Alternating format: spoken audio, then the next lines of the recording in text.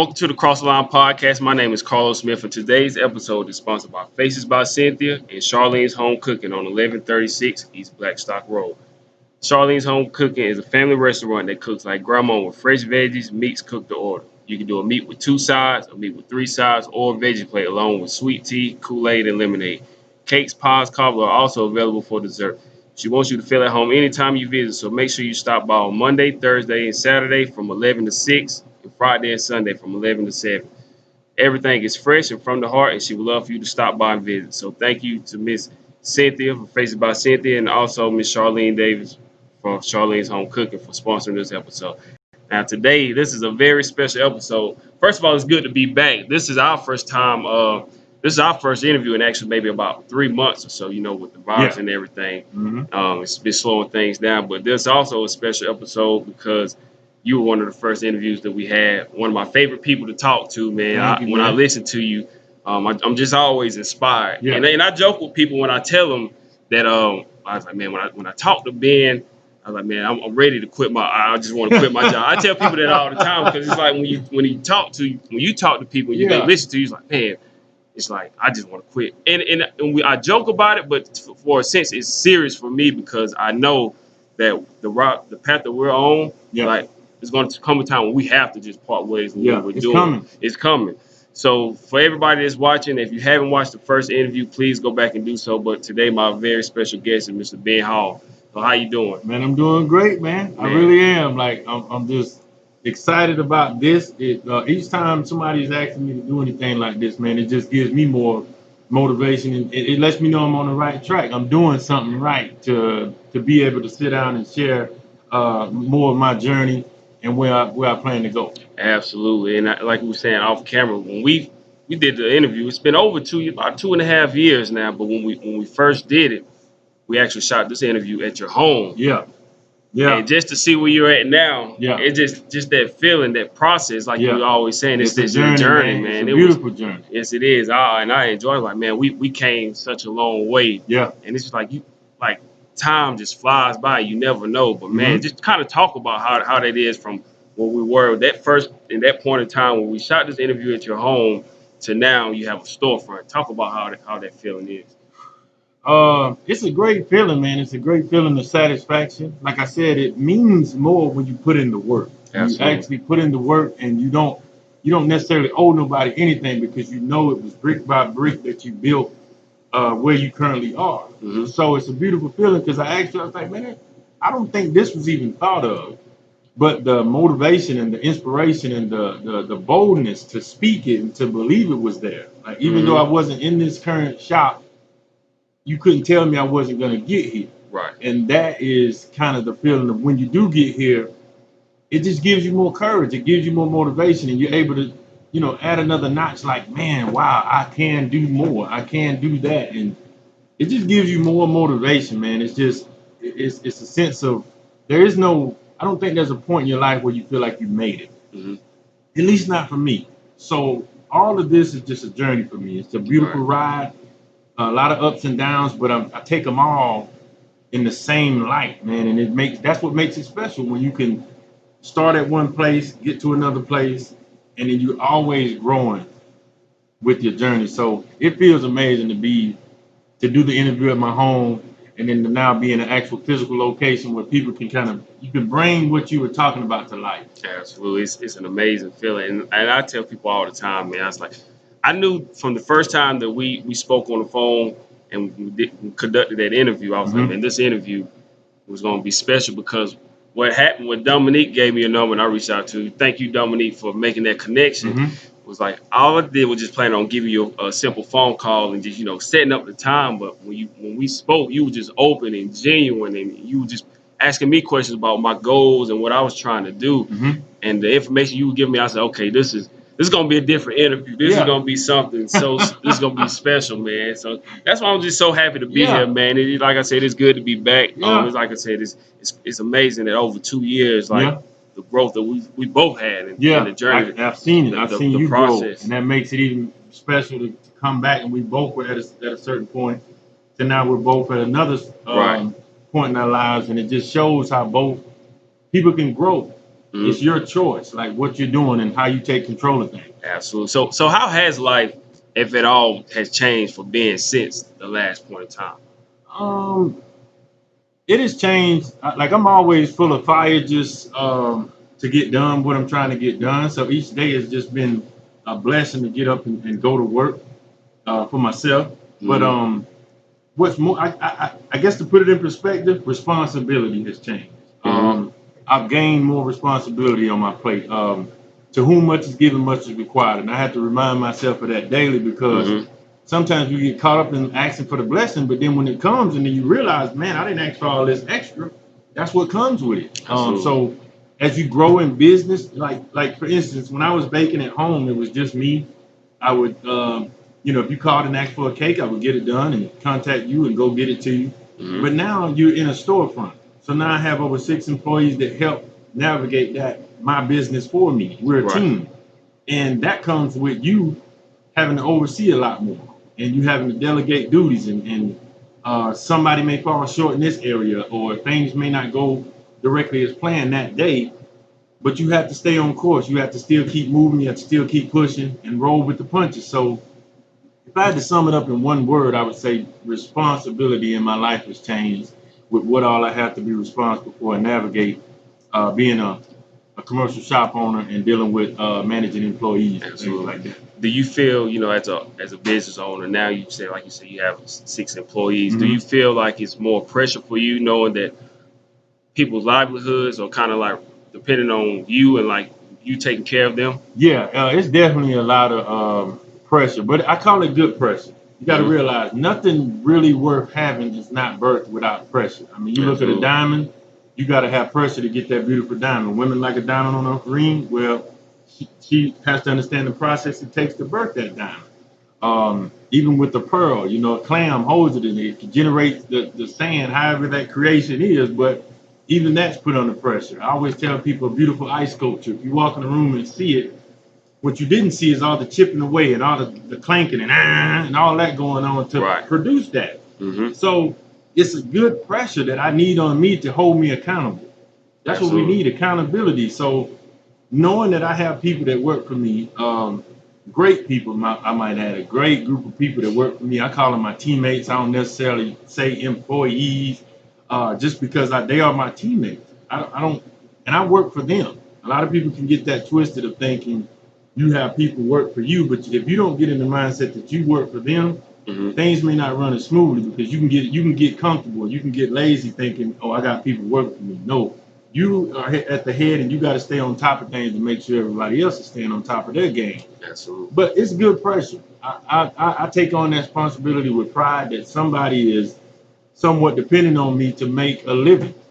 And like I always tell people, they don't care what you went through, how much product you sold that week. I put in these many hours. I'm looking for my paycheck That's on true. Thursday, and that's the type of mindset you have to have, and that just helps you stay in control of your finances, helps you stay in control of managing your business in the right way, not getting careless or frivolous.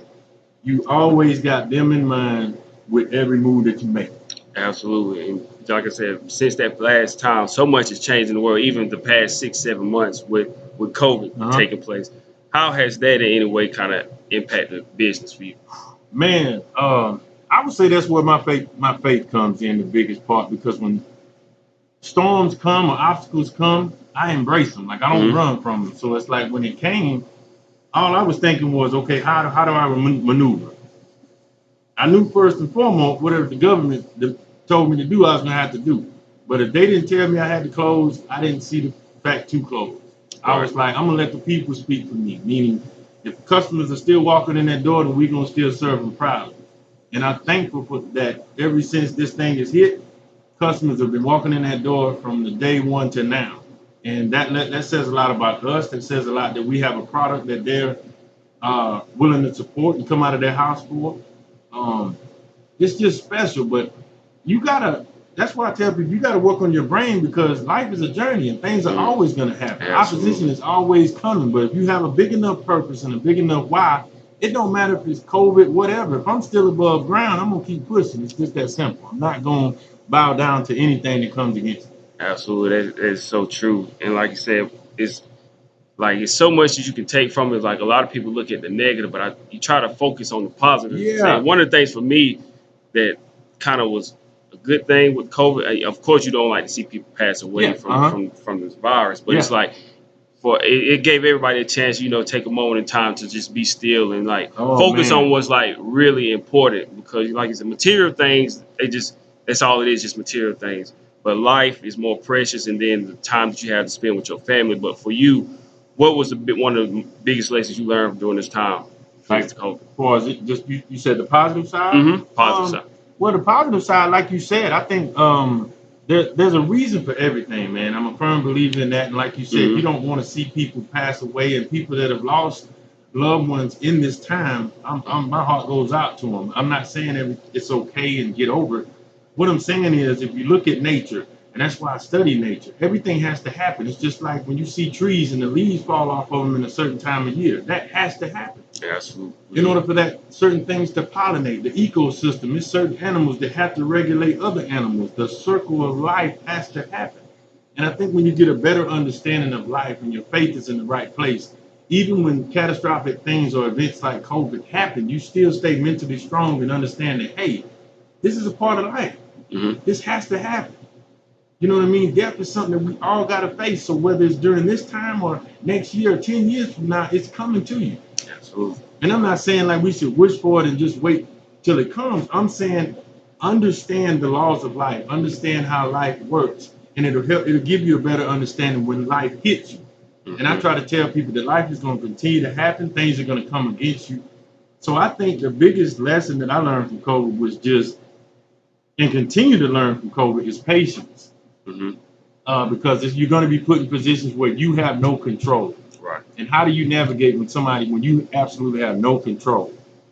It's a prayer, the serenity prayer, I believe, that says, God help me not stress the things I cannot control, right? So it's like, that's why I look at it when the word comes in and you stand on that word. You don't just speak it, you actually believe it, you stand on it, you walk it, you live it. And that's what helps me navigate and see the positive side of everything. I train my brain to see the positive side of everything, and it helps me stay focused. It helps me stay in good spirits no matter what's going on. So I would say the biggest thing or lesson that I learned is patience. Right, absolutely. Because like you said, life is always going to give us these obstacles, and you still have to keep on going regardless. And like I said, the only thing that's guaranteed is death.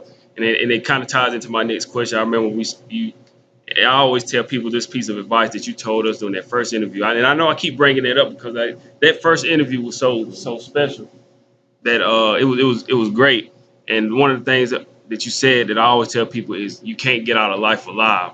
And I want you to talk a little bit about that because that was such a powerful quote. And I tell people that when I see them, when we talk about this interview, I said that's one of the biggest pieces of advice that I took away from the interview was when you say you can't get out of life alive. Talk about that quote again. Man, that thing hits me so hard. When I say you can't get out of life alive, it really touches me and gives me so much motivation because I'm like, I think we play life too safe. I think sometimes we don't make certain decisions because we say, oh, I may get hurt. That's a big risk to take. But the thing is, why are you playing it safe? Like, you can't get out of life alive. So it's like whether you hide under a rock for 100 years or you somebody that goes bungee jumping every day, either way, death is coming to you. Either way, it's going to happen. You could hide for 100 years. And like I said, at some point, death coming under that rock, say, hey, man, it's been a good one, man, but I'm coming to get you. It's your time. So you can't hide from it. You can't escape it. So that's what I'm trying to get people to see is the big picture and saying, take some risks, live a little, take some risks. You know, there's no rewards without risk. So I feel like people should understand that. And then you can't get mad when you see somebody take a big risk and hit when you were too scared to play that card, right? Like if you go to Vegas and you say, man, I'm putting it all on 5, right? And 5 hits. And you were so scared you put $10 on 5. So both of y'all hit, but one hit big and one hit little because of what he was willing to risk and put down. So I want to just reiterate that and get people to understand that in life, you get out of what you're willing to risk.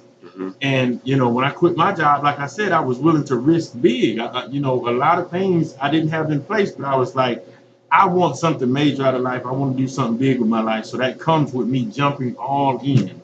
And not being able to be afraid of taking a loss, whether that was like I said, you can't get out of here alive. So whether it's death or whatever it is, I'm willing to accept the consequences for my own actions. Mm-hmm. But that allows me to play big. It allows me to win big if I do hit, right? Mm-hmm. So that's why I like going big. But to anyone that's listening, I just want you to know that it's okay to make strategic moves. It's okay to plan. It's okay to be careful. It's okay to be smart. But at the end of the day, the quote still stands firm and serves purpose in my life that you can't get out of life alive. Absolutely. It's like it's never a perfect time to to make that move. It's like for me, sometimes I think, you know what, I want to have this amount of money before I just leave and everything. But it's like something like it's always something that's gonna come up. It's like it's just never that perfect time. You just have to bet on yourself. It ain't coming. Exactly. And it's like you just got to do it. You just got to go all in. I think what you said is very important, and people have to understand that there's no perfect time uh, that's gonna come. I think we've all been in a situation where we say, "I'm gonna save this amount of money," but you ever get almost to that amount of money, then something goes wrong with the car, or Mm-hmm. somebody asks to borrow some money, or something comes to kind of disrupt that journey to where you say, "I'm gonna save 1,000," but then when you get 800, a catastrophic event happens, or you have to pay something, or an unexpected bill. And it's like you keep trying to get to this point, but you realize life is always going to happen. So I feel that it's better you take control and just create your own perfect time. And it's always like you have to have that mindset, a positive mindset. And for Yeah. me, I don't want to push religion on anybody, but when those things come up in my life, I feel like it's God just testing me, like, how bad do you want it? Do you really want to do it? Or it's like, okay, I just want to wait and just figure out another time to do this and put it off. But procrastination will kill you at the end of the day. If you just keep waiting to that perfect time, it's like you'll be waiting forever. And I have people reach out to me about podcasts, ask me different questions. And my best advice for them, I always tell them is like, hey, do what I did. I just started. Yeah. And that's just the Get best way to started. do it. Chris Gardner has a book that I read. It's by Chris Gardner. It's called Start Where You Are. Mhm. And he is I think the guy behind Pursuit of Happiness. Okay. That movie was based Will off his Smith, yeah. life. And but one of the things he means by start where you are is like start with what you have. It's like I tell people, you're never gonna have all of this stuff put together. It's never coming. So I was making one cake at a time. I didn't have this whole bakery. I didn't have a big stove. I didn't have all this equipment, nothing. But I said, hey, if I could just make one cake, the best cake that I can make, and give that to somebody, and then they may tell somebody, and then I make that cake. It's a journey. Fall in love with that beautiful journey, brick by brick, building whatever it is you're trying to bring to life. But don't get caught up in thinking you got to have all of this stuff, because you'll end up talking yourself out of moving. Just like when you say, I want to do this, and then you start talking yourself out of it by saying, well, I don't have this amount of money yet, or I don't have this in place yet, I don't have this. You start looking at all of what you don't have instead of saying, well, at least right now, I do got a stove. I can bake here. Like I just started with what I had. And you'll understand that it'll get clearer and clearer, and things will start to come together, but you got to get started. Nothing great has ever been done without a start. Absolutely. So that's the biggest key. So what do you tell your employees? Because they see that you had a vision, and it's so important, and they see everything that the work and time that you put in, and now you have this. What do you tell your employees that may want to step out and it's for them? I would tell them this is a great opportunity for them working for you to just pick your brain and learn how to create their own opportunity, start their own business. What kind of things do you tell your employees who are thinking about creating their own opportunity, stepping out on faith? What do you tell them? Man, I continue to make sure they understand my own journey. And I think, believe it or not, man, matter of fact, I know, I'm not going to say I think. I know that the way I walk, the way I talk, the way I do things inspires them as far as they can see me. So it's not necessarily me doing a lot of talking to them. They see a man come in here and work. They see a man willing to do whatever for them. They see a man who will not get paid and they get paid first. They see a man that will make sure that they're straight before me, right? So, and they see me walk through faith. Even when we first opened, it was people that came in and they were like, what are you going to do about ice cream in the winter? And you know what I'm saying? Trying to point out the negative. They didn't see me buzz. They never see me sweat. They never see me fold. So it's like, I think instead of doing a lot of talking, they see my action. They see a man of faith every day. I don't get up. I don't care if it's We've been open 5 hours, and nobody's came in the door yet. You don't see me say anything negative. You don't see me budge. I keep believing, I keep knowing that God's gonna take care of what He has helped build. And I think that's my biggest weapon, not even weapon, but my biggest teacher to anybody that is around me. They will learn through my actions. I'm big on actions. I'm big on standing on the words that I speak. So if I talk about faith, you're going to see faith reflected in my life. Um, but if it's one thing I think I tell them all the time is that believe in yourself, have faith. We have entrepreneurs within this situation that I'm in. Out of the 6 employees, everybody, literally everybody, is talking about something that they want to do on their own. Right. And I love It's that. awesome. Like I don't look at anybody that works for me. I don't look at them and say, no, you got to stay here. This is your job. This is no. I would rather be a funneling system. If Absolutely. everybody that works for me now funneled out and got their own business, and I was able to help with that, that would make me more proud. I just have to find 6 more employees. Right. I'm not in the business of holding people captive. I would be going against my own life, my own words if I try to say no. You're not more than a job, right? Like what I look like telling you that you can't go anywhere, you can't do more with your life, and I'm trying to do it with my life. Right. Now, don't get me wrong. I think everybody's built to do something great, but there's also soldiers in this life that are built to help win a battle, right? I always use myself as an example. I'm not married, I'm single, I don't have any kids, and a lot of people look at me sometimes and wonder, like, why is that? And it's by choice, honestly, but at the same time, I feel something in my spirit that I'm called to a different purpose. There's nothing wrong with having a girlfriend or having a wife or having kids and having a white picket fence. I'm not against that. What I'm saying is there's people in this world that have to do things that the average person can't do so you can live a comfortable life. There's people in Iraq that go to war for us so we can be safe. Right. Absolutely. Right? So I look at myself as a soldier in this world that has to get out here on the front lines to inspire people, to help people. And sometimes that comes with not getting to do some of the simpler things that you may want to do in life. Right? When you submit and vow your life to do something big, it's going to come with a lot of sacrifices that you're going to have to live with. Absolutely. And I think that says more. It's more of a testament to you as a person and in your character that you inspire your employees. So if they do one day go off and on their own business ventures, it makes you look great to know that you instill these things in them and the people that you talk to, how you inspire them. And I want to kind of go back to a little bit of something about the last statement you made. Also when you said something about, in the wintertime, people come in and ask, what are you going to do about the ice cream getting cold? It's like that negative thought. Yeah. What is it that you think makes people have those negative thoughts for some reason? I know it's not everybody, but sometimes, it's like natural instinct. It's always, I want to do this or whatever, but just that negative instinct just kicks in. Well, I'll go even deeper, and I know you'll be able to understand me, but the brain is designed to protect us. If you're walking right here and I trip you up and you fall, your hands will automatically come out to stop you. It's designed to keep you alive. As a baby, you're born, your brain is designed to keep you alive. That's what this thing does, keep you alive. It helps you make smart decisions. Something's hot, you don't touch it, you learn. Absolutely. Right? You never see nobody get burnt and keep getting burned. They learn. Your brain says, oh, remember that? That's hot. Don't do that again. So the brain is automatically wired to not necessarily be negative, but it's designed to protect you. So if somebody comes in this doors and it's wintertime, naturally, just because the brain is designed to protect them, they'll say, well, what are you doing about ice cream? Because that's what's on the brain. It can't help but be curious about the negative thing. So that's why people don't really get out and do a lot of things, is because they're already focusing on the negative. The brain is designed to say, hold up, we got to keep you alive. So this is not a smart move. Quitting your job, what are you doing? You have a safety net here. You make X amount of dollars a week. You're able to pay your job. Why would you leave this comfortable situation? Right. Your job is not, your brain is not wired to do that. So I don't knock people. I understand people. I understand the psychology of people and why they're taught to think negative, why they're taught to believe that certain things can't be done. You got to realize this takes boldness to sit here and do something that's impossible.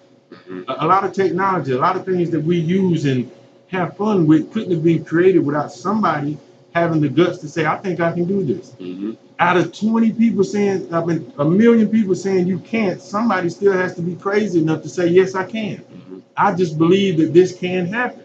Mm-hmm. So, like I said, I don't knock people. I understand people, and I understand why that if you walk into a room and you see something that may not look safe, or you see something that may not look prosperous, that your brain is automatically curious, like, man, I wonder why this isn't going to work. I wonder what you're going to do for ice cream in the winter. Right. It's just a design. It's just the way people are wired. Mm-hmm. But you have to have the courage to keep pushing, even when everybody else is saying you can't. That's why self-belief is so important, because you have to continue to believe even when times get tough. Even when today doesn't look like you're going to make it, you have to be able to have faith to say, I'm still going to get there. I don't care what today looks like. I'm still going to make it. That takes courage. That's why I tell people who you hang around and who you have conversations with is going to be very crucial in your life. Because if you told me a dream and I'm your best friend and you told me your dream and I say, Carlos, how you going to do that? Look where you from, man. Don't nobody around here do that. We do this. If I just spit negative and you don't have any self-belief, it's over with. You need to hang around people that are boosting you up, that are having confidence in you. Mm-hmm. Even when it's dangerous, or even when it may not look safe, you still got to take a risk just to see. A wise man once said, only one who risks going too far can find out how far one can go. Think about that. That's deep. And also, like you said, I can't tell you how many times people, just because of where we work at, people would say, you know what, this is a great company you work for. You need to stay there. They got great benefits and you can retire here and all that. But to me, it's just like that's why I named this More Than a Job, like my business More Than a Job, and we have the Crossfire podcast, and we have a lot of different things under that umbrella, because to me, kind of similar to LeBron, with like more than the athlete. They want to be known as more than athletes, and I tell people I want to be known as more than a job. You know, just somebody that's just going to work, picking up a paycheck. Life is more than just picking up that paycheck. But like a lot of times, people will tell us, man, you work for this great company. They got great benefits. They're like, man, you just need to stay there, and that's it. And it's like, if that's all I'm working to do, then what am I here for? Like, what is my purpose? And it's just like, man, I just want to get people more out of that mold of just like, you know, just staying somewhere because it's safe, and just staying somewhere because they have benefits, or because you can make a good paycheck. Because at the end of the day, you can always get another job. You'll be always be able to pick up a paycheck. But once you just lose your cause, lose your purpose, then it's like, what's the point? You're right. There's a small window of opportunity, man, when it comes to things. That's why I tell young kids, if you can get some of the stuff that I'm telling you now, oh man, it's going to help you so much in life, because you're going to be so far ahead. But once again, it goes back to the brain. It's designed to protect you, man. So if I got a job that's paying me X amount of dollars, I'm able to take care of my wife and kids. We got benefits, we got dental, we got health, and all this insurance packages. Hey, that's a hard thing to leave, right? Because that's comfortable. That's a safety net. And the great ones do it without no net. Meaning, if you go to you ever took your son to the circus? Yeah. We haven't went to the zoo, not the circus. Okay, well, if you're taking, you know, when you go to the circus or you see it on TV, and you see the guy doing the tightrope, right? If he has a net under him, you're not that scared for him, because you know, like, oh, he's tightroping, but there's a net, so if he falls, that net's gonna catch him. Right. It's when you see somebody doing something without a parachute or without that net under him, now you getting it, and now it's like, oh man, if he falls, oh my God, you know, that's why we like to see people get in the water with whales and get in a cage with tigers, because we know, like, man, it's just him and that tiger, and if something goes wrong, there's nobody there to save him. That's what it's like. That's what it's like versus having a job. That job is that net. But when you remove that net, I tell people, you don't understand. If you remove that net, do you know how much more focused that guy's going to be tight roping? Right. I tell people there's a beast in you that you can't bring out until you put your own back against the wall. You can't bring that out of you. If you don't put your own back against the wall, you're not going to be able to be a certain person. That's why coaches can be so great. They don't even play the game, but coaches get a lot of credit, because if I'm your coach and I can make you mad and piss you off, I can bring out another side of you on that court that you can't get out of yourself. Absolutely. So sometimes you have to put your back against the wall. I don't know if I ever told you this story, but there was a group of men that went to war back in the days, and they drove these ships over to this island. And there was 100,000 people on the island, and there was only 5,000 of them on the ship. And when they got off the ship and seen all the people, they got scared and they was ready to get back on the boat and run. But the captain said no. He took a torch, he burned the boats, and now they had nothing to get on. You know what they did? They took over the island. Had no choice. Because they had no choice. Their back was against the wall. You're going to bring out a different animal when you put yourself against the ropes, man. Mhm. You can't get that beast out of you playing it comfortable and playing it safe. What is it about like the entrepreneurs and like the mindset? It's like they don't cave in. It's like that belief in themselves. Like when other people have these doubts, what is it that makes these entrepreneurs like talk about their mindset? What keeps them, drives them to keep going and being great? What is it? Because it's like something like a natural instinct in them that propels them. Like when everybody else stays in that safety net, Yeah. but they continue to press forward. I think it's a part of it is just something that's in you sometimes. It can be because it's hard. You can create entrepreneurs, Mhm. but I think some are actually born because some just won't stop because they're looking for something bigger than money. Um, for instance, this is me personally. My biggest asset to me, and the one thing that gives me so much joy when I wake up, it has nothing to do with money, right? So I'm able to attack my dreams as an entrepreneur because I'm not moved by the one thing you would think people would want is money. Right. Freedom is what drives me. So I could be making just enough money to survive, but I'm a free man. Absolutely. So I value that more than anything. So that drives me. It's your why. It's why you do something that's going to keep you going towards that goal or keep you beating at that wall. So I think the biggest asset to most entrepreneurs that they have is their why. Absolutely. Why do you do it? So if you have a big enough why, then you're going to take a beating. You know what I'm saying? Go Like I through, told go you, through the storm. if why you want to, that's why they say it's not the size of the fight, the dog in the fight, but it's the size of the fight and the dog. Mm-hmm. That's a true story. It's not just talk. That's real. So it's like it's the size of the fight in these entrepreneurs and their reason why they want to be entrepreneurs. What's driving them? What's that thing that they can't live without? If money doesn't make them happy, most entrepreneurs don't. I know entrepreneurship can generate money. Mm-hmm. Let's not talk crazy and act like money isn't something that we need or something that is used as motivation. What I'm saying is they're willing to leave a comfortable situation. So if money was that what they wanted, then they would just stay at the comfortable situation. So I think most entrepreneurs that have that bite, that have that dog, there's something that money can't really do. Like there's something bigger than the average person would want. And so me, that's freedom.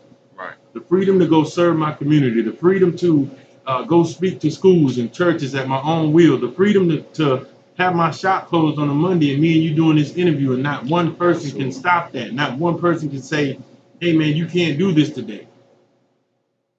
That feeling is what that makes me keep going no matter what comes against me. That is my driving force, is knowing that if the school calls me or if I can go help mentor this kid, I'm free to do that. So in business, you think I want to get up and bake cakes every day? No. It's the reason why I do it that gives me the fuel to get up every day and bake cakes. Mm-hmm.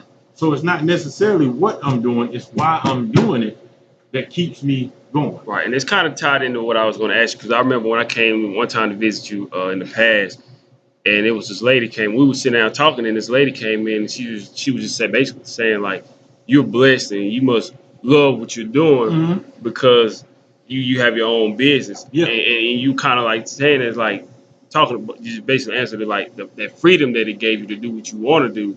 It was like that was kind of why. It's like, would you say that's kind of not necessarily your passion, but it was just kind of like, was it all about just that freedom, like you were saying? Well, I've fallen in love with baking. I've fallen in love with what baking is allowing me to do. Who wouldn't love something that's giving them the freedom and ability to do what they love? Right. Think about that. I love baking because baking allows me to do what I love. So why wouldn't I fall in love? Why wouldn't I be passionate about what I'm doing? I tell people, even down to my teammates that work with me, I tell them when you cut cake, I'm cutting cake with a purpose. So I need you to cut that cake and prepare that cake the same way. Mm-hmm. This is my freedom. So when I bake a cake, I'm baking for my freedom. I can't give you just anything. I can't just put no mess up on a plate and give it to you. My freedom lies in that plate. So why wouldn't I be passionate about my presentation? Why wouldn't I be passionate about how I whip that cake up and present it to you? Because everything I'm working for is in that cake. That cake holds my freedom. So yes, I love baking. Yes, I'm passionate about it. And I'm thankful for what it allows me to do. We'll go back a little bit. What would you say was probably like, if you had one, maybe like a rock bottom moment for you where you was like, I need to figure out how to do something else. What would you say was kind of like that moment for you? You mean like I need to figure out how to do something else? What do you mean by I that? guess like maybe realizing that working 9 to 5 or whatever wasn't fulfilling, and you like, I need to just step out on faith and just start my own business. What was there any kind of moment where it was just like a moment where you just like at your lowest, where you just didn't know what you wanted to do, where you felt lost, and then you just turned to baking? Like, what was the moment for you? Well, I've had a few moments like that in my life, honestly. I mean, I think because sometimes people can think because I played football and because I went to college and because I actually had a little moment in the NFL or whatever, they can look at that and say, well, man, you were doing what you love. In actuality, I was just following a path. Football just happened to take me to that place, but it wasn't my life's work. It wasn't my purpose. It wasn't my passion. So after football, I was left with a moment of like, man, what do I do with my life now? Mhm. But as far as working at my job, the last job I was at, it's just a feeling that you get, man. It's something that's in you that just tells you, man, it's got to be more to life than this. And I think it came when I wanted to start doing more of my life, and I found out that my job wasn't giving me those days. Like I would ask for the day off, and they say no, and it really bothered me to the point where I was like, how did I get here? How did I get to a point where another person can dictate my life? Like, how did I get here? And I had to really look in the mirror and evaluate myself and say, how did I get to a point where now that I'm ready to make a move, I'm ready to do something more with my life, there's somebody that can put a shutdown on that. And so that's what led me to searching for more and more in life. But if you're acting like a rock bottom moment within entrepreneurship, or Any of them, oh entrepreneurship. man, there's been plenty of moments in entrepreneurship. Like I said, I quit my job with $800 in my pocket. I did not know my next move, man. Like it was bad. I was like, man, what do I do? Um, and I remember a time, man, where I couldn't even pay some bills, man. Um, and I had to ask my best friend. He had to pay a couple of bills for me at one point, and it was bad. Like I was literally in the point of crying, man, just because I felt like I felt like it wasn't gonna work at the time, and I felt like, man, I need to start doing something else. And you're a grown man, you know what I'm saying? I'm 30 something years old, and I'm like, can't pay my own bills, man. And I'm sitting here trying to follow this passion, I'm trying to follow this dream, and I'm just falling a little short. And my pride is in the way. You don't want to ask nobody for nothing, man, and you don't want to reveal what you're going through. And it's tough. But that was a moment for me, man, where I had to make a decision. But like I think TD Jake said it once before, it's called the thresholds, man. If you're not mastering a breaking point, if you're not getting to a point where you're almost ready to quit, but then you still fight, even at that worst moment, you still push through. That's when your whole life changes, because you realize the lowest of the low ain't it. It ain't over. And you realize, like, man, if I can master getting through those days where I feel like giving up, it's on now. So that was a low point for me, man. But lucky I had a good friend in my life, man, that was able to do it with no judgment, paid him back in full. Never had to ask him again. It was that one time. And that's what's so special about it, because it's like he was able to help me get through that hump. And I was able to give him a return on his investment to show him, man, you helping me didn't go in vain. I just you wasn't helping me just to get me through another day. You helped me, and I showed you that what you gave me was worth it. You see what I'm saying? It was worth you putting your time, energy, effort, and finances into it. And then also, I guess, and I feel like this part of entrepreneurship also. Sometimes you may need somebody you're gonna have to ask Yeah, for help. Like yeah, you can't do it yeah. alone. It takes a village, man. But you Yeah. have to. I tell people all the time, it's easy to help somebody who's trying to help themselves. Mm-hmm.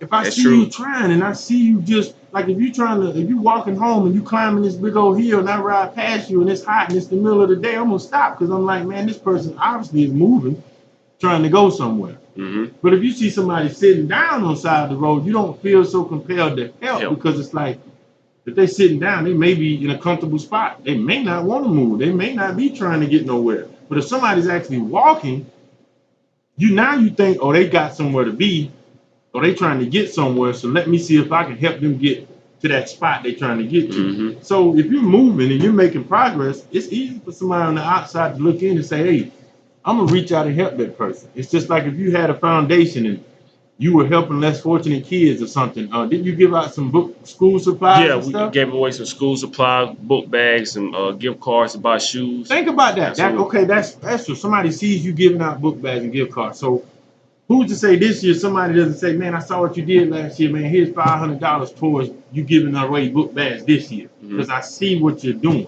Mm-hmm. That's all I'm saying is that when you're already in the movement, you're already doing something for yourself, and you may need a little bit of push or somebody to help you get through. It's easy for people to do that, and there's nothing wrong with asking for help. But for the most part, I say let your grind talk for you, man. Let your grind talk for you. You're gonna attract people that are gonna help you. Mm-hmm.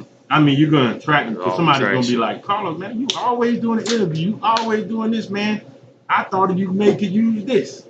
Mm-hmm. I don't know what that may be, but somebody's seeing your grind. Somebody's watching you grind. Somebody's watching you do things. I've had people that come to me just to say, I saw these containers. I had them. I don't know if you could use them for your business or not. Why? Because they know I make cakes.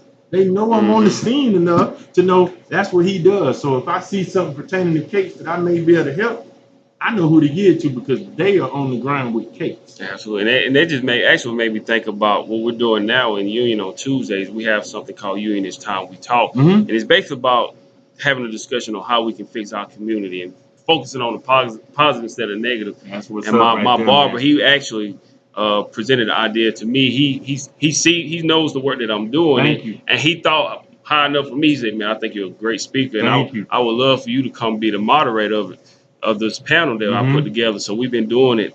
This will be the fourth or fifth episode tomorrow. That is But it made me feel good to know that he thought that much of me to invite me to want me to be a part of that panel and have this debate about how we can fix our community. So like you're saying, it absolutely is true, man. It's just you just wasn't have doing nothing. If you wasn't making no noise, your name, your face, no thought of you would have came up in his mind. absolutely. And I just want to be an example. Like I want to inspire people and show them like I'm putting in the work. Yeah. To, And that to takes boldness, man. It It takes does. courage to put yourself out there as a leader, to put yourself out there as somebody that says, hey, I stand behind my word.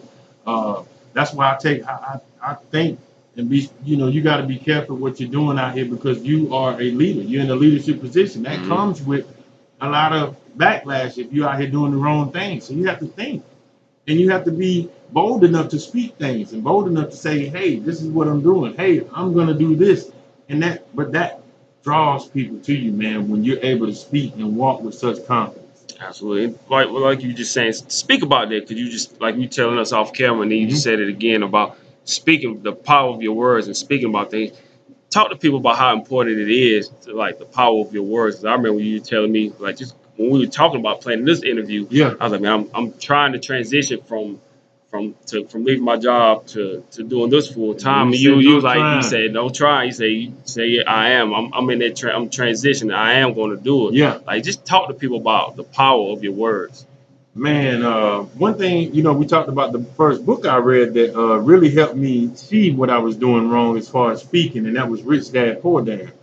I don't think, man, that's a great subject because they always said it when you were younger. You heard your grandparents, you heard people talk about it. They say life and death is in the power of the tongue. You ever heard that before? Absolutely. And excuse me, it's almost like we didn't believe it or we didn't understand what they were saying. But it's a real thing. Like life and death is in the power of the tongue. And that's why I said if you're going to speak, why not use it to speak power? Why not use it to speak something great on your life. Like, why speak negative? I don't even see a reason to be negative. Like, when you really think about it from an overall perspective, when is there a good reason to be like, I can't? Like, I Yeah. can't do something, Right. right? And we've used that word so much, and we don't understand the effect that it's having on our brain. Like I said, I'm big on psychology. I'm big on the human brain and what that does. And so I realized that I am is so much powerful than I'm trying. Absolutely. Like, think about I'm trying. I'm trying. That's cute, but I am. I am. Man, that authority, It's power. I am, is power. More It power. tells your brain, like, yo, we about to get things done. Right. Like, it gives you more hype. It gives you more energy when you say I am versus saying I'm trying to. So life and death is in the power of the tongue. Is very, very real. And I just encourage people to use powerful words, use bold words. I am, I'm going to, I'm in the process, I'm just going through a setback, but I'm going to. Like, use I am to assert things into your life instead of saying I'm trying, I was supposed to, I'm hoping, I'm wishing. If you just really analyze the words, it'll tell you in your face, and you realize how weak you sound when you say, man, I'm trying, I was hoping the other day, and I'm wishing, versus I am. Right. See what I'm saying? It's more power. That right there is so powerful. powerful. And it's like, that's what I want people to know, is that you can take control of your life in a whole nother way by just speaking life into yourself, speaking life into others, believing in yourself. And without getting into the psychology side of it, just know that the word I am is way more powerful than the word I'm trying to, I'm going to, I hope, I wish. That isn't more powerful than saying I am.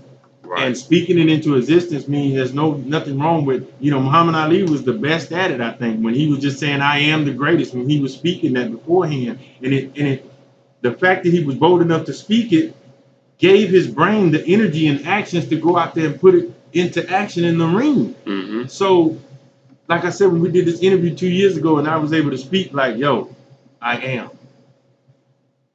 And then here we are in the shop that wasn't even thought of, like it wasn't touch, you couldn't touch it, but I was speaking it way before it happened. Speaking it into existence, and like you said, like just that to me, I'm always now I'm mindful of the words that I use, because like I said, I'm thankful for the job that I have. Don't get me wrong, but Very thankful. the path that I'm on, I know is that point in time is coming, because I don't. It like you said, it kind of rubs me the wrong way sometimes when I have to ask somebody for my freedom. Hey, can I do this? And I don't want people to take it the wrong way. It's like it's no pride in having a job. There's nothing wrong with having a job, but just for me and the path that I'm on, I just cherish my freedom, like you were saying, and I love doing what we're doing. But and I look at it like I'm doing X, Y, and Z for this company, but if I need this time off, sometimes I can't get it. And I'm like, hey, I do all this for you guys, and some time that I need off, I can't get it. So it's like, okay, I know that time is coming for me. Well, I'm going to transition from working here to having my own, creating opportunity. So it's like absolutely like you were saying, it's just that power of the tongue.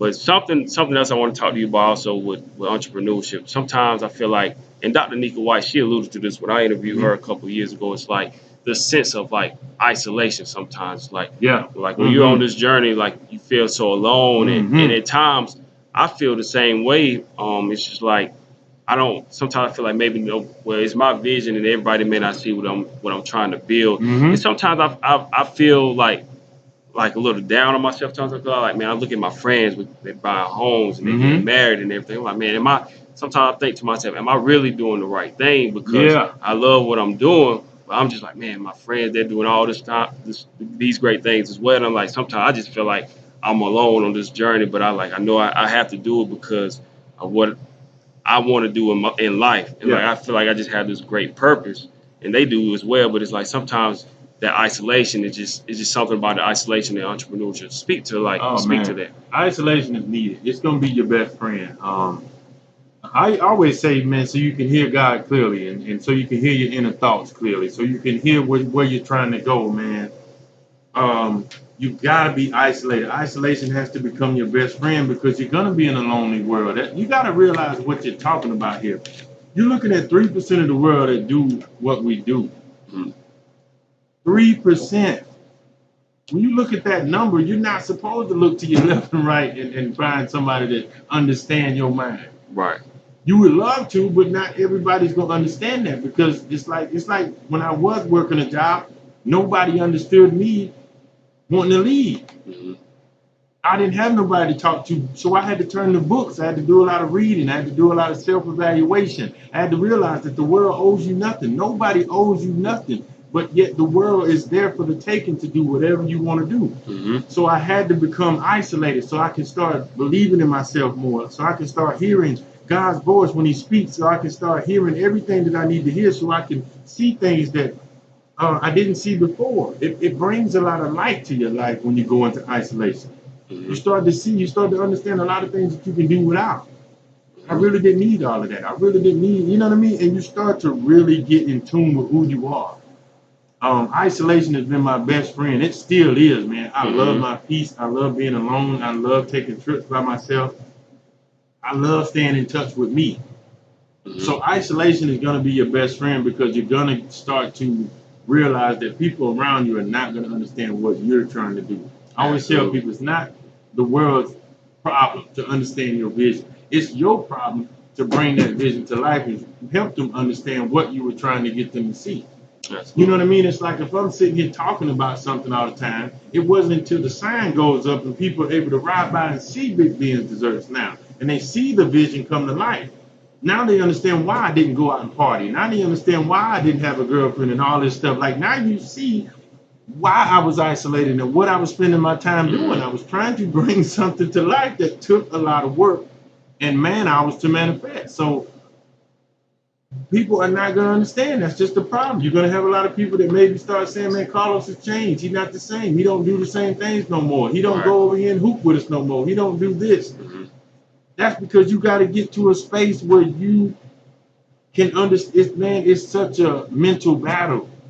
I tell people every day you get up, it's you versus you, man. You got to convince your other self that you can do this. That you ain't crazy, man. Yep. So you got to be in isolation to get a hold of yourself. Because if you're around people, like I said, you can't see in a crowd. So if you got your life is too clustered, you got too many people around, you're not going to be able to see clearly. But when you by yourself and you settle things down, you start to look things, you start to see things a little clearer. You start to be able to understand things more. Yes, like I said, that I'm glad you said it because, like I said, sometimes I'm down like, man, this path that I'm on am I doing the right thing? And, you know, I had to make a lot of sacrifices. And I don't want to cut you off, but I wanted to definitely touch on something you said about watching people do things like you feel like are you doing the right thing? Meaning you become a certain age and you see other couples getting married, or you see other couples having children, or you see other couples buying homes, and you start to compare yourself to them people. That is the number one mistake people make. Don't ever compare yourself to other people. Don't ever feel like because someone is making a move faster than you have. The tortoise and the hare is a perfect example we learned when we were kids, man. It don't matter who's starting the race first. It's not a race for one, so don't ever compare yourself or think that because someone is the same age as you and they're further along with you. Because I've talked to a lot of people that struggle with that, comparing themselves to their friends and say, well, my friend, she's younger than me and she's already got a career and she's already got a condo in her house and she's got a boyfriend that's in it. Why are you looking at that person's life, comparing yourself to it when you got to be on your own journey? Absolutely. All that could be coming for you 10 years later. And then guess what? I hate to say it, but 10 years later, that same couple could be divorced and broken up. You never know what's going on behind the scenes. It ain't even about what's going on behind the scenes. It's just the fact that that's life. It don't matter who got married first. It matters who gonna stay married, right? Or it don't matter who bought the house first. House is going to foreclosure every day. Absolutely. So you know how many people had said, I bought this house, and then 10 years later can't afford it, it goes into foreclosure. And then the person that was jealous of them when they bought their house 10 years ago is just now buying theirs. All I'm saying is focus on you, man. Take that energy and put it all on you. I don't think about other people's businesses in life. I promise you I don't. I might scroll Facebook for some entertainment, don't get me wrong, like everybody else, but I don't go deep enough to be trying to worry about their life. I got to put all this in these cakes, man. I got to get up and bake. I ain't got time to be trying to deeply worry about, oh, this person got a business before me, or oh, they got more custom. No, man. No, do not make that mistake. I think that is crucial, and so many people put time and energy and effort in other people's lives, and they don't understand how much energy they're taking away from themselves. You could use all that energy to be manifest in your life. Don't compare yourself to other people. That is a big mistake, man. Absolutely. What would you say was something that maybe in the past you struggled with, or something you may struggle with now? What would you, something like anything? Struggling, anything? Yeah. Oh, man. I think, man, I get up and face demons like everybody else. I'm not perfect. I'm not some perfect man. Like I said, the battle is you versus you. So I struggle with me every day. I struggle with believing that I can still do this. I struggle with having to stay focused. I struggle with having to believe that, hey, man, we still can do this despite what's coming against me. So I have my own battles every day. But I think that's needed because you don't grow without the struggle. You don't grow without the opposition, man. At any day, like I tell people, people could wake up one day and decide they don't ever want to get a cake from me again. You gotta always be prepared to make the next move. You gotta always be prepared to step in and do the work. Like I said, I have 6 employees, but let's say tomorrow when we open, all of them say they quit. I don't quit. I jump into all roles and I get on the cashier. I serve. I do everything that's needed to run this business. Right. So you struggle with just the self-belief to always believing you can do it. Nobody ever has it figured out, and nobody ever just makes it to this point where everything's okay. I don't care if you got $1 billion or you got $1 in your pocket. Nobody is better than the other, and nobody just has it figured out. So if I had to pick what I struggle with, it's just I struggle with defeating myself every day. Every day I'm going to war with me, and I'm gonna win that battle every day, man. Absolutely. I want to talk about. I watch your videos all the time, and one of the ones you recently were talking about was that quote from Inky Johnson is, "Can you stay?" I might paraphrase a little bit. Commitment, yeah, and can you stay committed to it long after that mood is past? Talk, because I love Inky Johnson, man. He's one of the best motivational speakers. Hey, boy. He's one of the best. Shout out to my man Inky Johnson, I love man. I've never met the guy. I just started following him years ago, but he's the truth. His journey is consistent. His story is amazing. So I don't get any promotion from this, but Inky Johnson, he's a great guy to follow and learn a lot from. But that one thing, and I don't think he created the quote. I think he used it for somebody else, but he is just the one that said it the best that made it resonate with me. And that's why speaking is so different, because you can speak and I can speak, but you may reach people that I can't reach. Absolutely. So when Inky said it, it hit me in a place, and I think I was in a time in my life where I needed to hear it. Because like I said, it's a struggle to get up every day and honor a commitment that you said when you were in a good mood.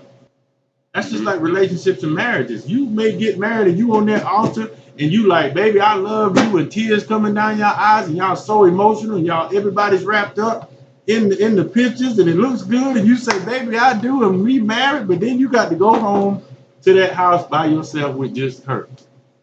And you got to wake up the next day. And when she going through something, you going through something. And you may wake up on the wrong side of the bed, but guess what? You still got to be the husband you said you was going to be. You can't wake up and decide, oh, today I'm not going to be a husband. Right. That don't work like that. A commitment is staying true to what you said you was going to do long after the mood you said it in has left.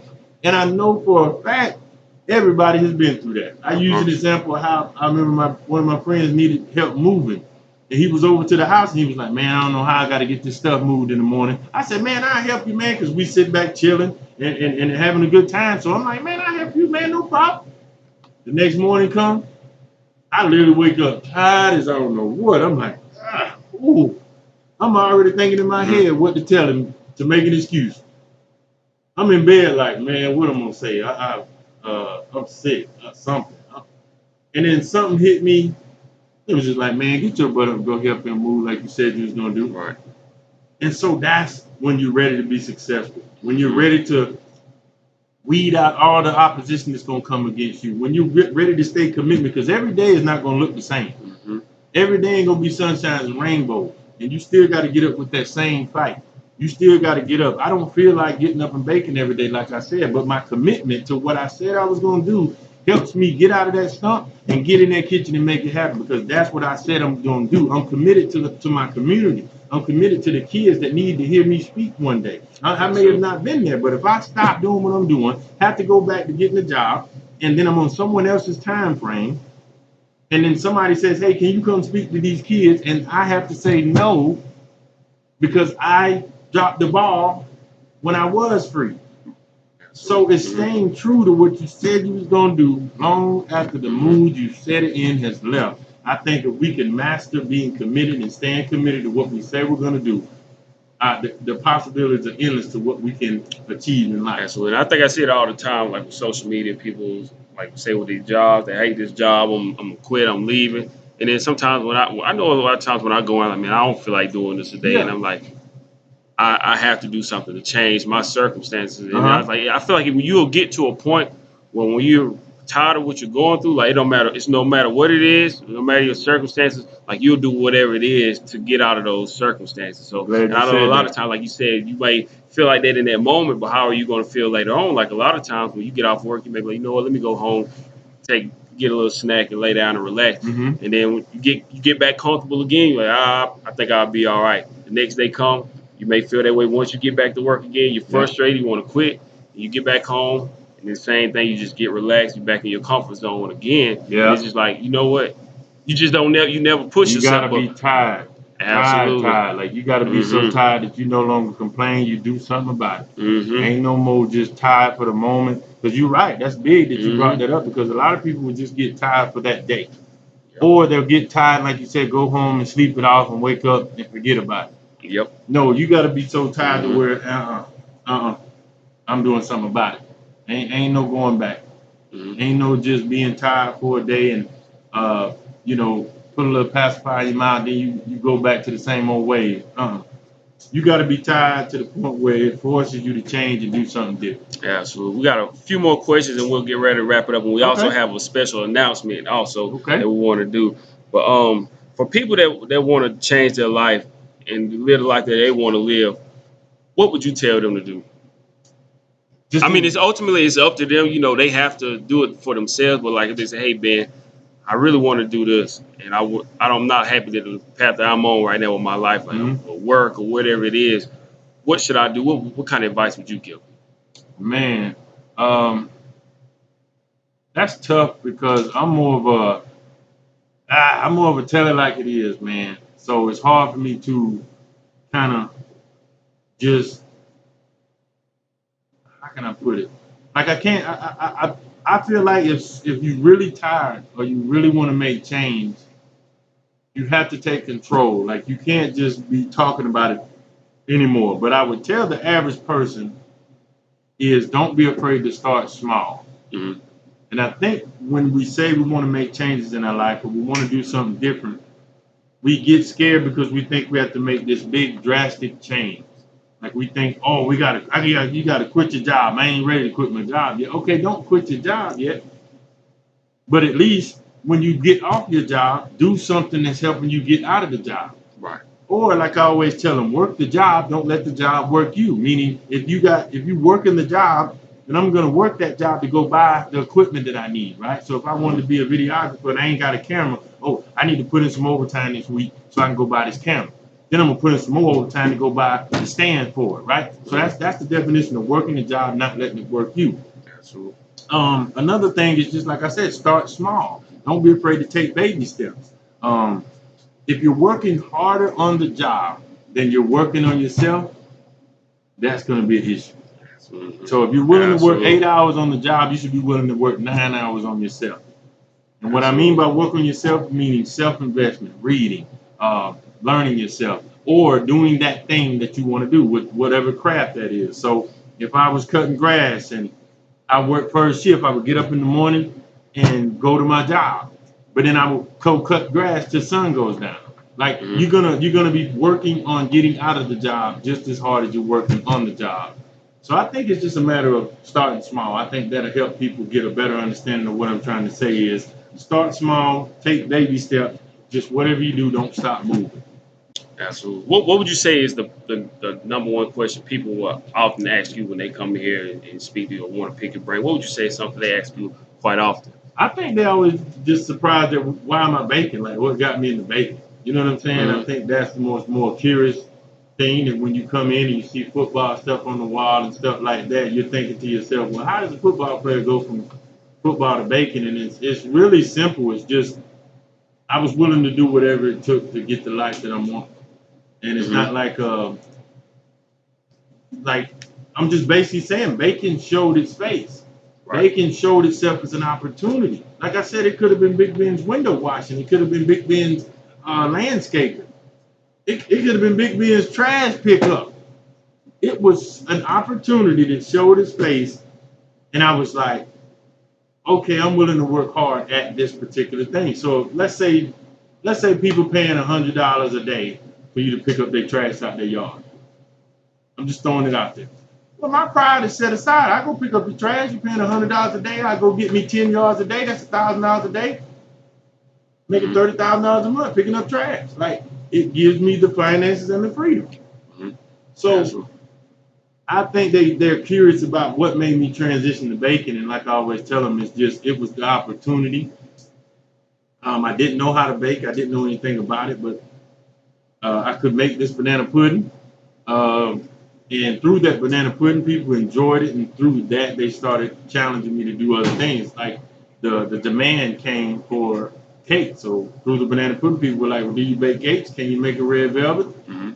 And I was so tired of my job that I didn't know if to complain. I did something Willing about to it. do something And so about it. when Cake showed his face, I went all in. I submitted and surrendered to baking cakes, and here we are. Yes.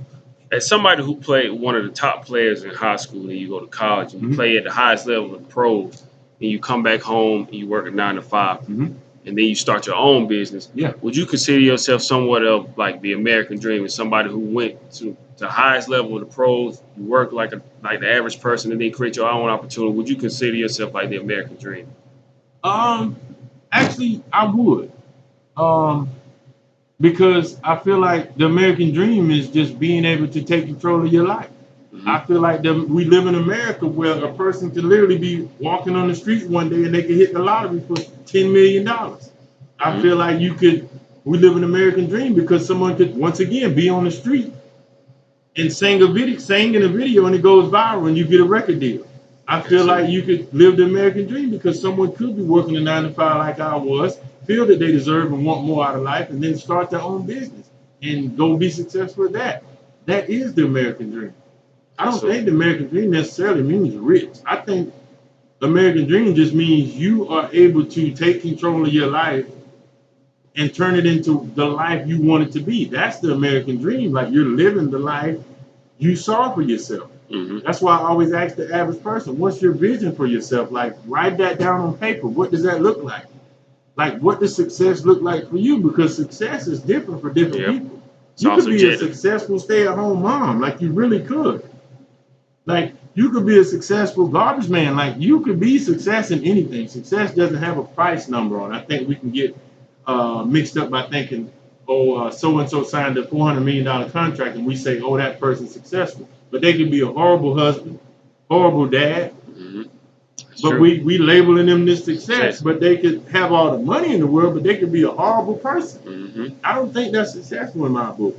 So it's I think it takes a lot of guts because yes, I've played in the NFL. I've been to Europe and traveled a little bit of the world. And then you don't play in the NFL no more. You don't make that kind of money no more. And you have to go get a regular job. A lot of people talk about you.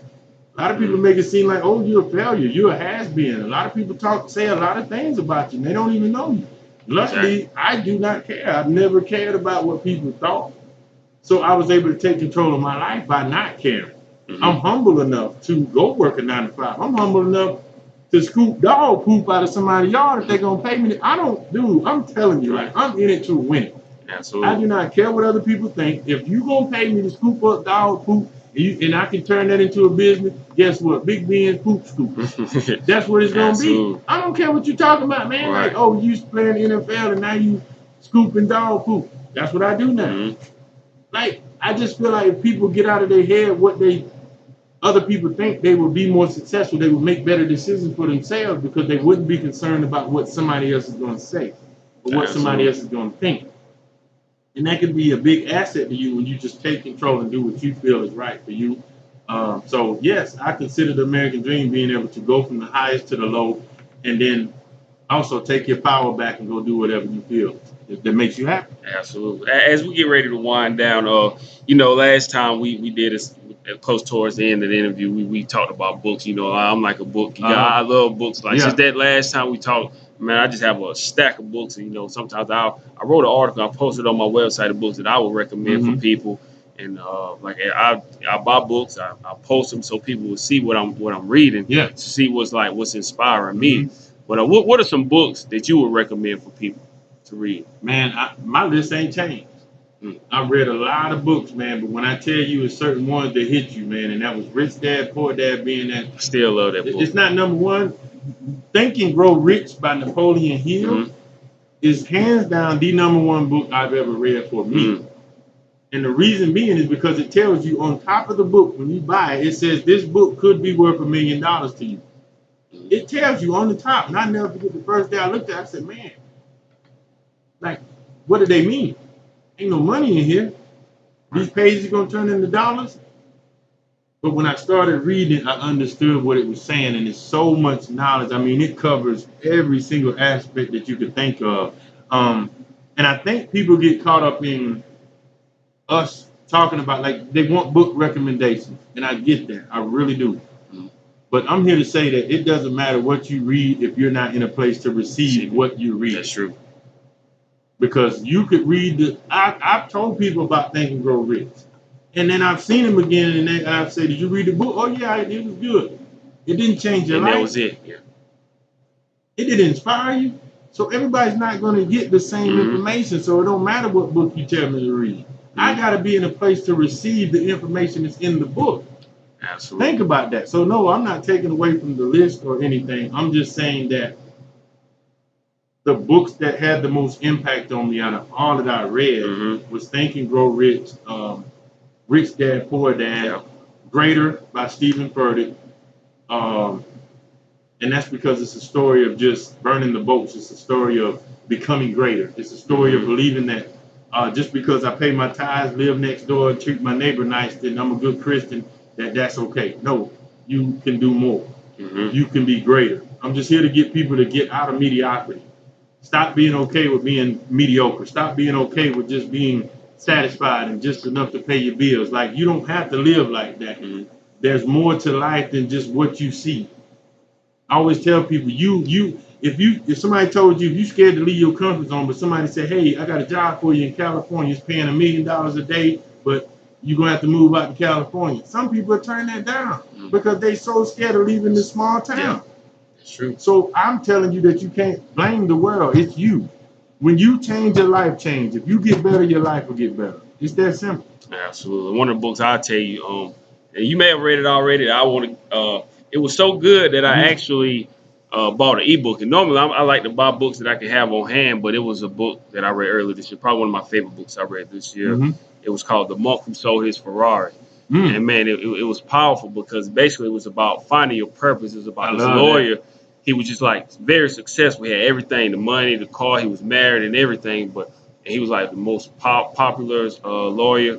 But he was just so driven with his career Mhm. that he forgot who he was, Mhm. and it took him a near-death heart attack Mhm. before he took a step back and he walked away from being a lawyer and he became a monk Mhm. and he found his purpose. Yeah. So it was just a powerful book, man. It's all about just finding your purpose and not letting like whatever you do become who you are, Man. basically. Yeah. And And that man, helps you.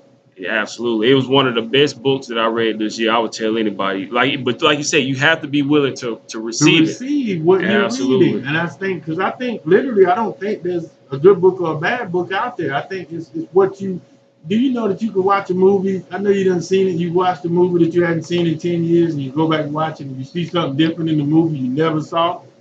You be like, the Mhm. whole time I didn't know so and so played in Yep. that movie.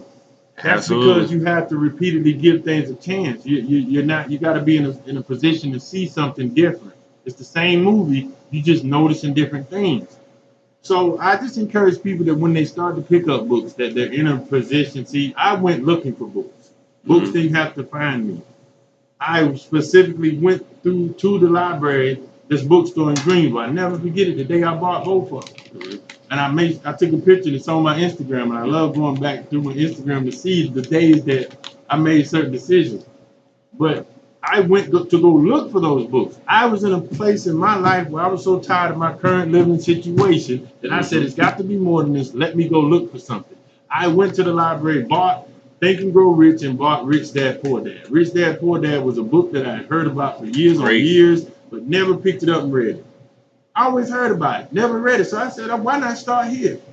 Bought it on my own, bought the hard copy because at that time I didn't want nothing to do with online, nothing. I wanted the book in my hand to force me to read it. But now audiobooks are great. I did the new 50 Cent book. I love that book. I bought that one. That's on audio. David Goggins, Can't Hurt Me, who is another great guy. Do not follow David Goggins. He'll tell you himself if you're not ready to hear the truth. It's just that simple because he's one of the hardcore guys that's just all about change and no excuses.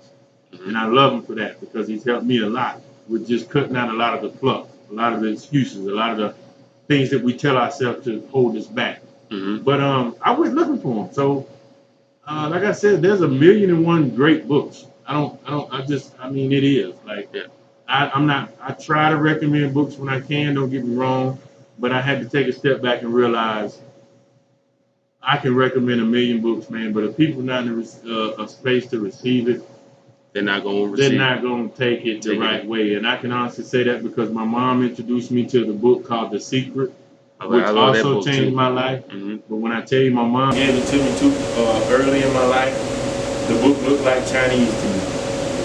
The language of it. I didn't know Chinese, so I can't speak it. So that's what it looked like to me. And then here we are, I think it was close to almost 10 years later, she introduced me again, and I received it, and it helped change my life. As we get ready to wind down, one of the things that we're going to do as far as these special announcements. Yeah, go ahead, man. We are going to go on tour. Something me and my partner Calvin a lot of credit for. He helped make a lot of this successful. But we will be going on tour. It's called the Self-Investment Tour. And, congratulations, man. So we appreciate it. So it actually just came about, for me, like I said, a lot of stuff that you were saying, sometimes we get in our own heads and we have our doubts and we kind of like talk ourselves out of things. But what it was for me was that, I was saying, what? Because I do a lot of research and I reach out to entrepreneurs and it's a lot of times I would see where they're located. So I was like, what? They're too far away. We ain't gonna worry about it. We're gonna just try to stay here. But then I said, what? We're gonna really do this thing, give it all we got. Let's go all the way in. Exactly. And I already love it. That's the best way to do it. So we will be going on a tour. We're doing a self-investment tour. Kicking off this weekend, we will be in Chattanooga, Tennessee. Some of the other places we'll be in Greensboro, North Carolina, Charlotte. Probably stop in Columbia and Greenville, some places around here. Actually, in November we'll be booked for Jacksonville, Jacksonville, Florida. So I love it, man. Something, man. I give you a lot of credit, and I said I wanted to do it here because the way that you impacted my life, man, I can't thank you enough for it. That's the perfect time I felt. That's great to hear that, man. People know we will be going on tour. We'll be doing a self-investment tour. That's what we like to call it because we're investing in ourselves. We put up our own money, and you're showing it. You're showing it, man. That's what I'm talking about. Like life is too short. Why we playing games? Why we waiting around? Why we I love it. I love the way you just taking it in your hands. Like you're not waiting on nobody. You're not saying, hey, can you sponsor, pay? No. You're taking your own money. You putting your own dough up. You taking control of your life, and you're going to show people that there's more to the world. And it's like I always tell when I speak to people, I can't ask you to have big faith if I'm not living big faith in my life. So I'm proud of you, man, and to know. Great to meet a lot of great people, man. Yeah. Just something we talked about, Like I said, I give my partner Calvin a lot of credit, but a lot of times he impacts me more. He knows it, man. One of the things I'll never forget, we went to Charleston for an interview, and that was the first time he told me, man, this is the first time I ever been to Charleston. That made me feel good knowing that something that I created, something you created has introduced another person to a new experience. Exactly. That's why God says your gifts will make room for you. Your gifts will show you things, man. Shoot, something as simple as your son saying he want to have his birthday party here. Like I created something that he sees fit to have a party at. just something that small makes me excited and gives me motivation to keep pushing. I gotta be open. Exactly. You know what I'm saying? He'll be looking for it. Yeah, I got to go hard He would now. absolutely be looking for it. And it was important for me also to break along so he could kind of see this, like, this experience also as far as like entrepreneurship, career opportunity. Not that I want to force it on him, like, hey, you need to have Man, you just getting the wheels turning. Man. Yeah. That's all it's about. You got his wheels turning, you got him curious, you're exposing him to something new, and that's all you can do as a parent. Don't put too much pressure on yourself. You are doing an amazing job, man. You're showing something new. And that's what it's all about, is just the exposure and giving them options, letting them know you got this and you got this and you got this and you got this, son, and you got this. That's all it is. That's a great parent to me. Absolutely. So I greatly appreciate it, man. This has been a great journey, like I said, from when we were 2 years ago to where we are now, the entire process. It's been a great journey, man, and I'm glad to keep going. Like I said, more than a job, it was just, I hadn't had a name for it or anything, but it was just, it came to that point where, more than a job. Like the idea, just see how it's growing, and I carried it to doing more than that. And say, you know what, working is 9 to 5, which is more than a job. Yeah. And man, we've been going, we've been growing on a lot of different platforms now. Like we just been doing things on the fly, just taking a chance. But like you said, if you don't take that chance, you'll never know what's out there. Yeah. So man, I can't thank you enough. You had a great impact on my life. Thank you, brother. Like I said, that's the biggest compliment you could ever give me. I don't want nothing from nobody, man, but for somebody to let you know that how you live your life has impacted how they live their life. You don't get no bigger than that. You don't get a bigger compliment than that. Period. So before we close it out, I'll go ahead and give you the final word for the people that's watching. I'll let you take the floor and give them the final word. Man, if there's anything I can say to anybody, man, it's just believe in yourself, man. Don't waste time. Don't let other people deter you from what you believe in. Take control of your life, man. Like I said, you can't get out of this thing alive. Take risks, explore, find out who you are. You can't find out who you are without stretching, without changing your life, doing different things. Learn something new. Challenge yourself every day to learn something new. The most important thing is working on you. If the battle is you versus you, not the world. Don't compare yourself to other people. Stay true to what you believe in, man. Stay on course. Start your journey, man. Start your journey with yourself. Fall in love with yourself. Keep faith, man. Write your vision down, make it plain. And just don't be afraid to try something new, man. There's so much to live, so much to see in this world, and I just, it's always a sad thing when people just think that their world consists of this and this, going to work and paying bills. There's nothing wrong with having a job. I will never condemn a job. I am so thankful and grateful for every job opportunity I have had. It has taught me something about myself. However, do not get caught up. Do not be afraid of change. One thing I understood when I left my job was that I could always go back and get a job. So why not take a chance to go see if this could work? If it don't, I'll go back and get a job. But do not live the rest of your life on what could have been. Please at least go give it a try. And then if it don't work, you can live and die peacefully knowing at least you gave the thing all you want. But I'm here to tell you, if you put your mind, your focus, your time, and your energy, you cannot fail. I love you. Man, I thank you, man. I appreciate you. For people who didn't get a chance to watch it live, you will be able to go back and play it on Amazon Music, iTunes, Spotify, SoundCloud, what else? Spotify, I think I said that. So we're on all these great platforms. Like I said, we've been growing. So if you haven't been able to watch it there, please go check it out there. Also, if you would like to be a part of the self-investment tour, we still have some spots available. Like I said, we have a lot of them booked already. We're still growing. We'd love to have more people on our platform. So thank you guys for tuning in. Thank y'all for supporting Ben. Thank you again. I appreciate you, man. I value you. I love you, man. Thank you. I love you too. Big impact on my life. So everybody tune in. I hope you guys enjoyed it. Until next time, chasing your dreams. This is Crossline Podcast. Thank you for listening. I like that.